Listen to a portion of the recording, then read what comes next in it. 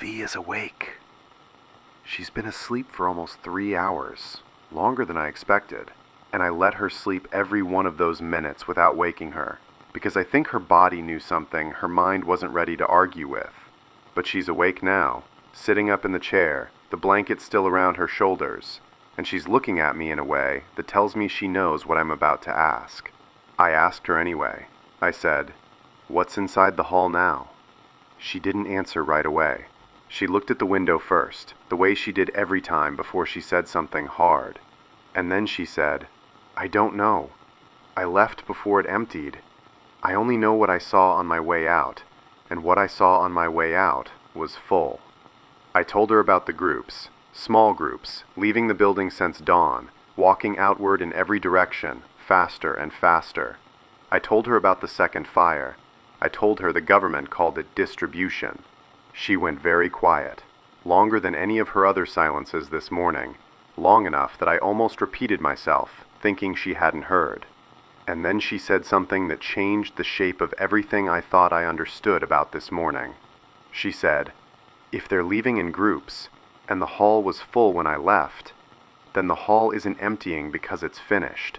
It's emptying because it's ready." I want you to sit with that distinction for a moment before I go any further, because I sat with it myself for a long time before I could ask her anything else. Finished implies an ending. Ready implies a beginning of something else entirely, a process that was always going to include this stage, planned from the start, arriving exactly when it was supposed to. I asked her how she could be so certain. 60 hours into this, I've learned to be suspicious of anyone's certainty, including my own, and I told her that directly, gently, without meaning it as an accusation. She said she wasn't certain.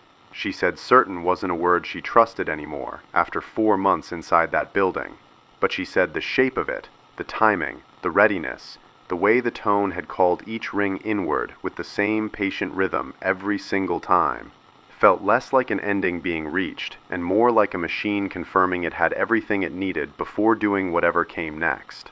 A machine confirming it had everything it needed. I've been calling this a network for 3 days. I think, listening to her say that, I understood for the first time that a network and a machine aren't necessarily different things. A network can be built to wait, patiently, for exactly the condition it was designed to recognize, and then act, all at once, the moment that condition arrives. You're listening to the final frequency. Dead signal. It is 10 past 10 in the morning. Day 3, continuing. For anyone just joining, 3 days ago, this city changed. 73% of the population became what I've been calling the affected, oriented toward a network with 2 ends that turned out to be one building, seen from 2 directions. Last night, that network reached saturation. Everyone walked in, except 30 people, who walked out first. V was one of them.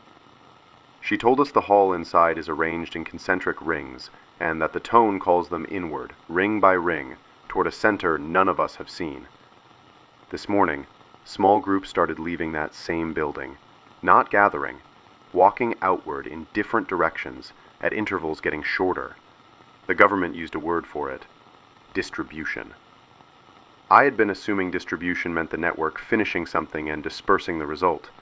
V just told me she thinks it's the opposite. Not finished. Ready. I want to sit with that distinction for a second, because I think it matters more than almost anything else I've told you in 3 days. If the hall was full when V left last night, and it's been sending groups outward all morning, and V is right that this means readiness rather than completion, then whatever's inside that hall isn't a result. It's a resource, and it's being deployed. I want to say plainly what that reframing does to everything I've reported so far. For 3 days I've been describing an event with a shape, a beginning, an escalation, a night where something happened. If V is right, the night I described as the network completing wasn't a completion at all. It was closer to a warehouse finally reaching the inventory it had been quietly building toward. And warehouses, once full, don't sit still. They get used. I want to give you a fuller picture of where things stood before this morning, for anyone who's only just found this frequency and needs the full shape of it rather than a summary. 60 hours before this broadcast, a fire appeared on the northeast horizon and hasn't gone out since. The affected began appearing across the city that same morning, standing in streets, in windows, on rooftops, all facing that fire. A government frequency I've monitored since the first night described them as relays, a network oriented toward 2 points that turned out to be the same building, one name, 2 entrances, seen from 2 directions across the city. I've spent 3 days trying to understand the shape of that network without ever fully seeing inside it. This morning, for the first time, I have someone who did. I want to note, before I get to what V has told me, that I've been broadcasting for over 65 hours now. I mention that not to ask for sympathy, but because I think it's relevant to how you weigh everything I'm about to tell you. I am tired, in a way that goes past tired. I am trying to be as careful as I have been every hour of this broadcast, and I want you to know that carefulness is costing me more effort now than it did on the first night, and to factor that into how much certainty you extend to anything I report from here forward.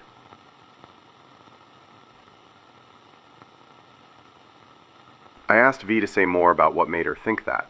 I wanted to understand the logic, not just accept the conclusion. She said, think about what a warehouse does. You don't build a warehouse and then, the moment it's full, immediately start emptying it completely. You build it because you need a reserve. You draw from it as needed, in the amounts needed for as long as the reserve holds. A reserve. She said, the rings I saw, they weren't people arriving to be finished with. They were people arriving to be stored, ready to be sent out whenever whatever's running this needed more of them somewhere else. I asked her, sent out to do what? She was quiet for a long moment. She said, I don't know. I only worked in the parts of that building where people arrived. I never saw where they went afterward, until last night, when I became one of the ones who left. And I left because they wanted me gone, not because I understood anything about where the others were headed. I pushed a little further, gently, because I could see the question was costing her something to sit with. I asked whether, in 4 months of working there, she'd ever overheard staff discussing capacity, numbers, targets, anything that might suggest how large this reserve was meant to become before it started being used. She thought about it for a while. Then she said, there was a phrase. I heard it maybe twice, always from the same senior staff member, always in passing, never explained. He called it operational threshold. I assumed at the time it referred to something administrative, staffing levels, budget targets, the kind of language every workplace uses. I didn't think about it again until you asked me just now. Operational threshold. Not a random hour when the network decided it was ready. A number. A specific number that once reached changed everything that had been happening quietly for 4 months into something active. I asked if she had any sense of what that number might have been, even roughly. She said no. She said she genuinely didn't know, and that not knowing was, if anything, worse than a specific number would have been, because at least a number would have given her something concrete to measure against. Instead, she'd simply worked, day after day, never told how close or far the building was from whatever threshold it was building toward. I asked her if she'd seen anything in 4 months that might explain what the groups leaving today are actually for. She said, once. About 6 weeks ago, before everything I've already told you. A transport left the building, not through the main doors, through a service entrance I only saw because I was moving supplies at the wrong hour again. 3 affected individuals, walking on their own, no restraints, no sedation, into an unmarked van. I asked her, where did it go? She said, I don't know. I watched it turn out of the access road and disappear. I never thought about it again until this morning, when you told me about groups leaving in every direction. 6 weeks ago, 1 van, 3 of them. A test run. I asked her one more question because I think it matters for understanding the shape of what's happening now.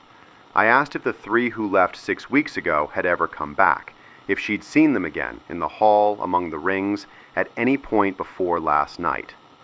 She said she didn't know. She said she wouldn't necessarily have recognized any of them again, not with certainty, not among several hundred faces arranged in rings she'd only glimpsed for a few minutes. But she said something else, unprompted, that I think is worth including. She said, "I've been trying to remember if I ever saw anyone come back into that building through any door at any point in 4 months, and I can't think of a single time. Not once.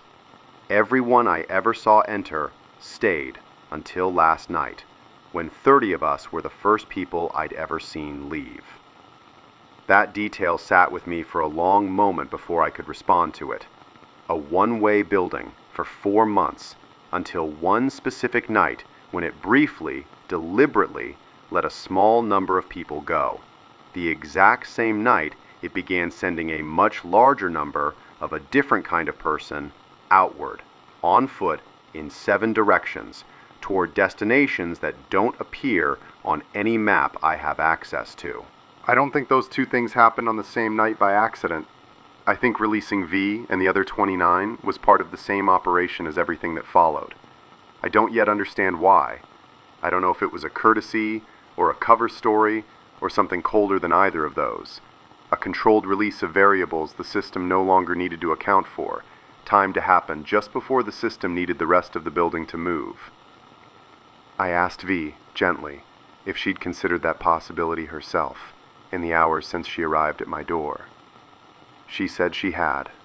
She said it was the thought that had kept her awake the longest, before her body finally overruled her mind and she fell asleep mid-sentence. She said, "I don't want to have been let go on purpose. I want to believe I got out because I was quick, or careful, or lucky. But I don't actually believe any of those things. Not anymore. I think I was allowed to leave because it was convenient for something else to happen right after I did."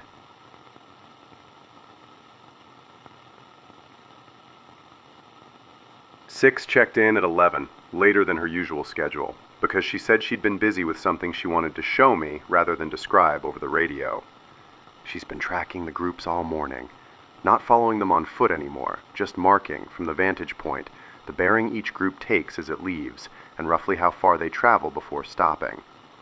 She said, "I have 31 bearings now, and I plotted them." I asked what the plot showed. She said, "It's not random. The bearings aren't scattering evenly across the city. They cluster. There are maybe 6 or 7 directions that keep repeating over and over, with only small variation, like the groups aren't choosing where to go, they're being assigned one of a fixed number of destinations. 6 or 7 directions. I did the arithmetic instinctively, the way I've been doing it for 3 days now, looking for patterns that connect to numbers I already have. 6 sites, the number that's come up in this investigation before, on a different frequency, in a different series, in a context I don't fully understand, but that I've heard about from a listener who works on cold frequencies investigation. I want to be honest that I don't know how much weight to put on that connection. 6 is a common enough number that finding it twice, in 2 unrelated contexts, could easily mean nothing at all. But I've stopped trusting my own instinct to dismiss coincidences this week, and I'd rather flag a connection that turns out to be nothing than stay quiet about one that turns out to matter. I don't know if that's the same 6. I want to be careful about connecting threads that might not actually connect, but 6 recurring bearings from a building that's been quietly gathering people for months, redistributing them outward in a small fixed number of directions, that is not a coincidence I feel comfortable dismissing. Surfaces I asked 6 to describe the plot itself in more detail, not just the number of clusters, but how tightly grouped they were, and whether any single bearings was receiving noticeably more traffic than the others. She said, 2 of the 7 clusters are getting significantly more groups than the rest, roughly twice as many as any of the other 5. If I had to guess, and I want to be clear this is a guess, based on watching people walk away from a rooftop for 6 hours, I'd say whatever's at the end of those 2 bearings has more capacity, or more urgency, or both, than the destinations the other groups are heading toward. I asked her if she had any way of estimating what might be at the end of those 2 heavier bearings specifically. She said, Not from here. I can give you a direction and a rough sense of distance. I can't tell you what's actually there without someone getting closer than I'm willing to send anyone right now." She reminded me, again, that she wasn't sending anyone else out on foot today. The 2 close calls this morning were her limit, and I told her, again, that I thought that was the right call. I asked Six if she could get an approximate distance for any of the bearings, not just direction, but how far the groups seem to be traveling before they're out of sight. She said the 2 she'd tracked longest, before losing them around a corner, had already covered over 2 miles without stopping, moving at a steady walking pace the entire time. 2 miles, and still going as far as she could tell. These aren't people finding a new spot on the same street and settling. They're traveling, somewhere specific, somewhere far enough that 2 miles wasn't the end of the journey, just the edge of what Six could still see. Six added one more detail before she signed off, something she said had been bothering her since she first noticed it and hadn't found a place to mention until now. She said, "None of the groups leaving have crossed paths with each other. 7 different bearings, 31 groups and counting, and not once have 2 groups heading in different directions come close enough to see one another. It's like the paths were planned in advance to never intersect." Planned in advance. Not improvised. Not the accidental byproduct of hundreds of individuals moving without coordination. A route, laid out, avoiding its own other routes, as if someone, or something, had mapped this city more thoroughly than anyone currently trying to survive in it has. I asked Six one more question before we ended the check-in. I asked whether her group had considered, even briefly, trying to follow one of the 2 heavier bearings specifically. Not all the way, not close enough to risk what happened this morning, but far enough to get a better sense of what lay at the far end. She was quiet for a moment. Then she said, "We talked about it. I decided against it, for now. Not because I don't think it matters. I think it might matter more than anything else we could be doing right now. But because I don't think a single scouting trip, done carelessly out of urgency, is worth more than the information we're already gathering safely from here." She said, "Give me until tomorrow morning.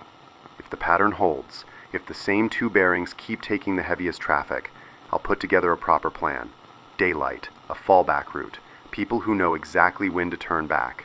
I'm not going to lose someone chasing an answer I can get more carefully in 12 hours. I told her that sounded right. I told her I trusted her judgment on the timing more than I trusted my own instinct to want the answer immediately. 12 hours feels like an enormous amount of time to wait, given everything else that's changed today.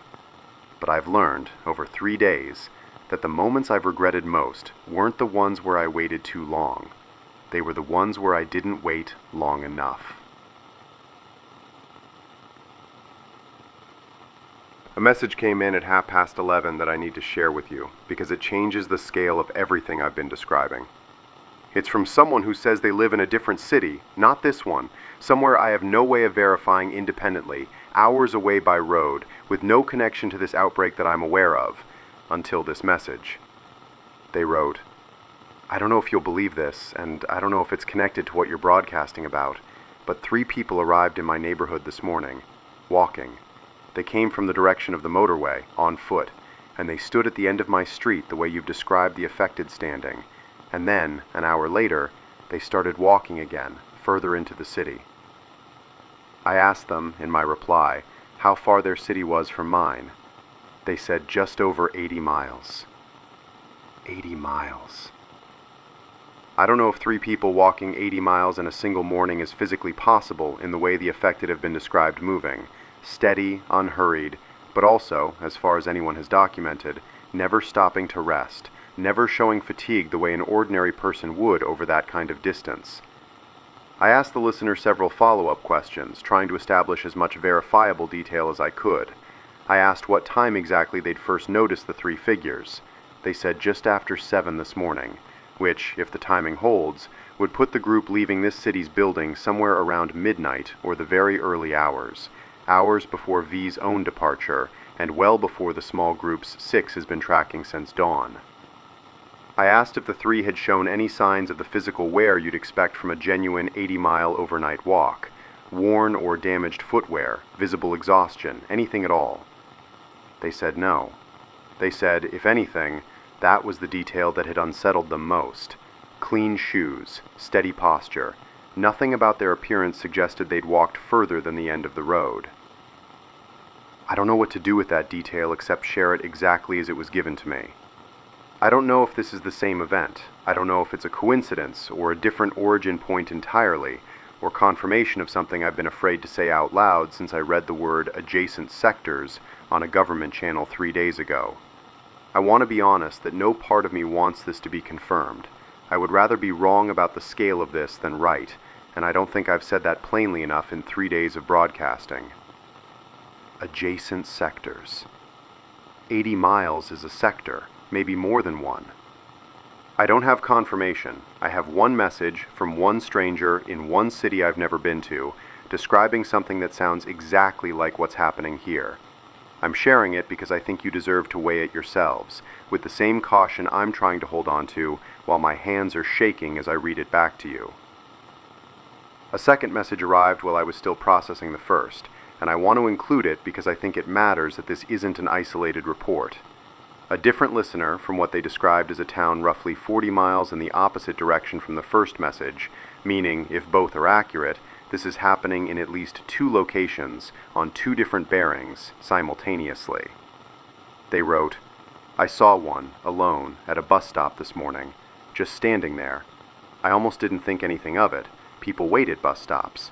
It was only when a bus actually arrived and stopped and the doors opened and they didn't move at all that I understood something was wrong.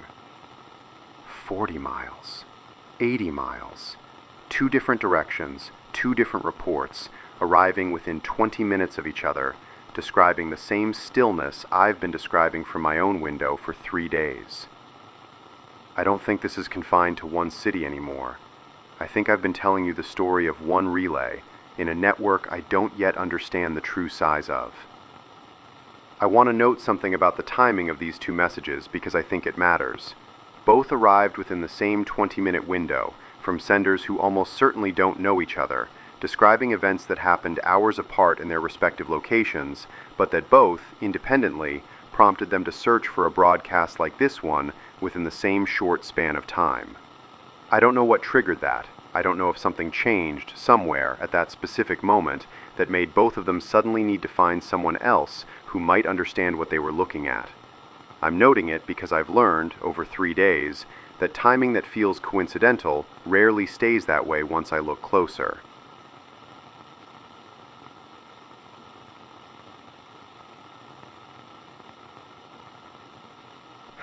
It is 12 minutes past noon, day 3.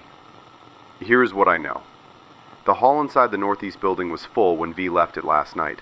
Since dawn, it has been sending small groups outward, and V believes, based on months working inside that building, that this isn't the network finishing, it's the network deploying a reserve it spent months building, possibly towards some operational threshold she heard mentioned but never had explained to her.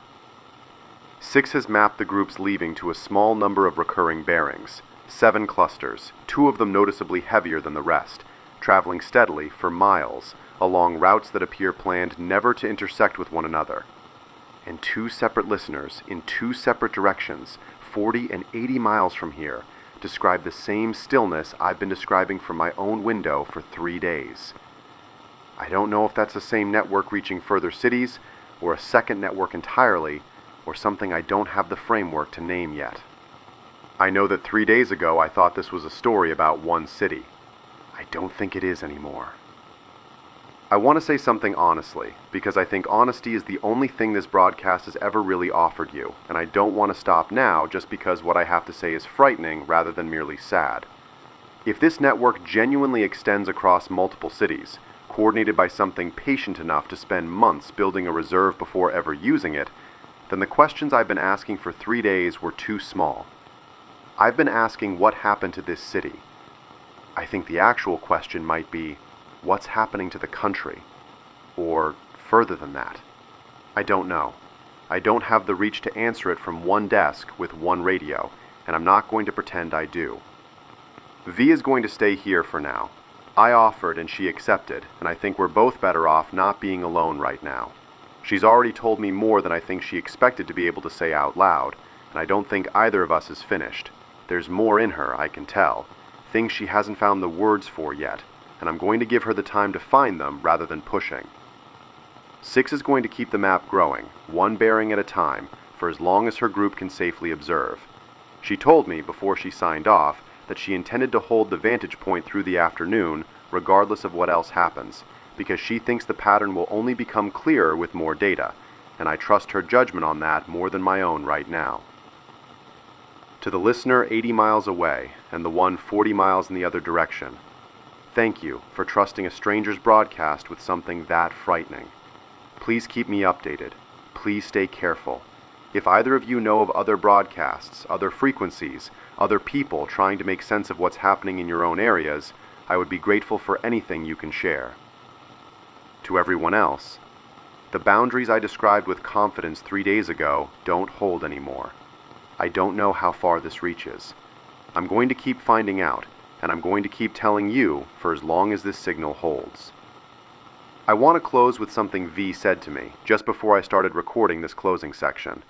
I asked her if she regretted the 4 months she spent working in that building now that she understands, or partly understands, what it actually was. She said, "I regret not looking harder, sooner, but I don't regret leaving when I did, and I don't regret walking through that hall of rings without stopping, because stopping would have meant staying, and staying would have meant becoming one more thing this broadcast has to describe, rather than one more voice helping to describe it." I think that's the only kind of courage available to most of us right now. Not stopping something enormous, just choosing, in the moment it's offered, to keep walking toward the door rather than away from it. I want to add one more thing before I close, something about what happens next that I haven't fully said out loud yet. 6 is going to spend tonight preparing whatever scouting plan she mentioned, and tomorrow, if the pattern holds, someone from her group is going to try to get closer to one of the 2 heaviest bearings than any of us have been so far. I don't know what they'll find. I don't know if I'll be broadcasting again before that happens, or after, or somewhere in between. I know that whatever this network actually is, it has been patient for months, careful for months, and it just started moving.